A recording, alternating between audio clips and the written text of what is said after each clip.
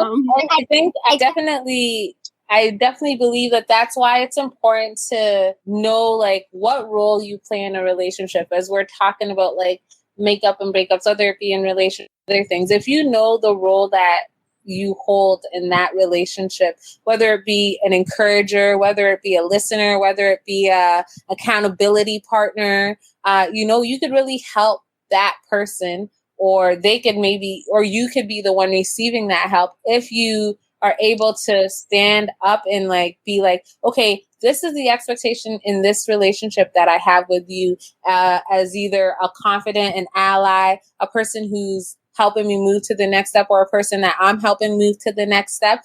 Just being able to mutually and respectfully hold each other up in accountability and understanding and appreciation and listening, just being there could really help move people to that place of, okay, so my parents want me to be this way, but I want to be this way. Or my friends expect me to be like this, but really this is what I want to explore.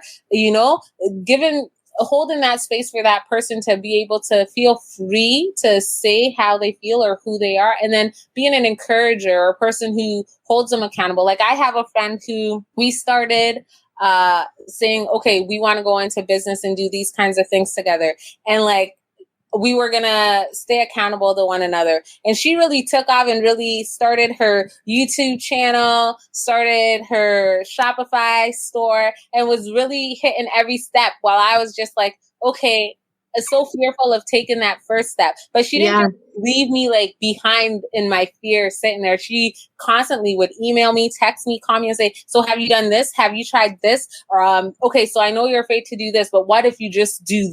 And gradually I was able to follow her and, take those steps to do the things that I want to do. We might not be doing the same business, but just having that like friendship, that relationship of just being like, okay, I'm able to meet you where you're at. I'm able to encourage you through this. I'm able to say, hey, you didn't do what you said you're going to do. So what are you going to do now to get to where you want to be? Like just having those check-ins, I think is really important in those ups and downs in our life.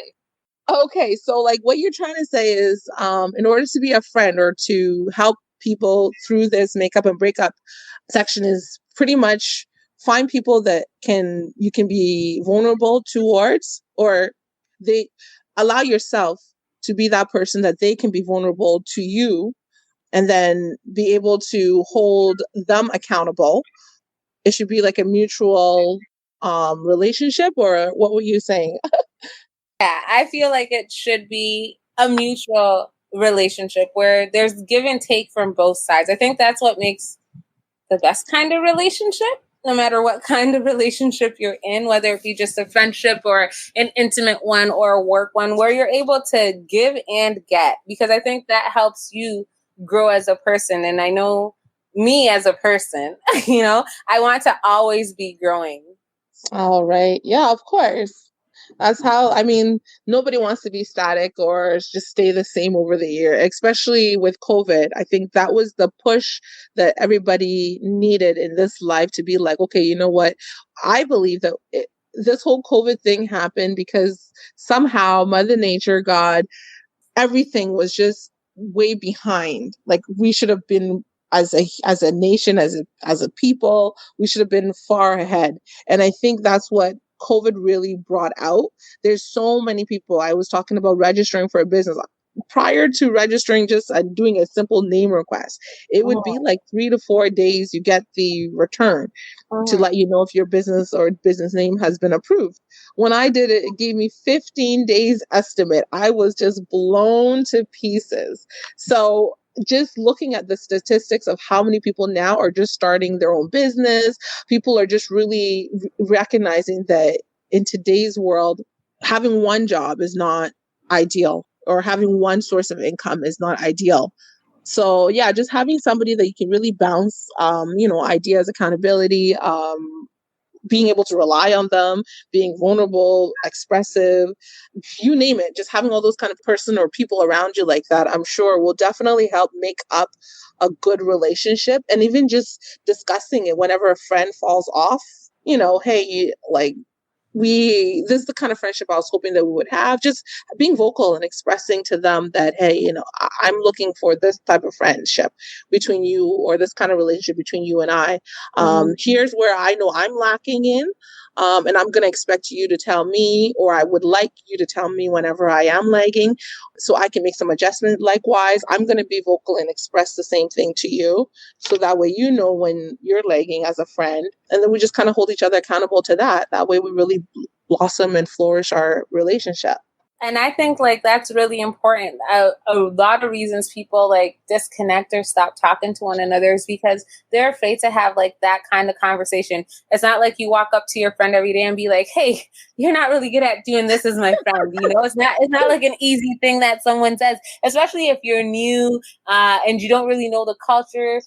You don't know how to read the signs. You don't know how to read the body language. You're just getting acquainted with things. So you're not be like, you're really wanting this in this relationship, but it's really hard to find. One of my classmates, who's become one of my greatest friends now, of recent, that's the thing that she found when she came to Vancouver. She's from Iran, and she found it really hard to connect with people in her workplace. She found it really hard to just where she's from. She described you could go and be friendly with people within your small gathering of community, but because here everyone is from everywhere, and meeting a small community of people sometimes, especially during COVID, has been nearly impossible. She found it really hard to just be able to be hey, I don't like this or I don't like that, without coming off as offensive to people. Yes. Yeah. So it's not, like you're saying, it's a good way to get the conversation started if you're expecting to grow your friendship. Find that one person you can trust. Coming into a new place, sometimes it could be hard to find maybe that just one good neighbor you can trust, but being able to be open with them, express who you are to them, share your differences with them, and then say, oh, maybe I'm expecting this in return as well, gauging it, right? Growing those skills on how to notice that kind of friendship or that kind of bond being forged.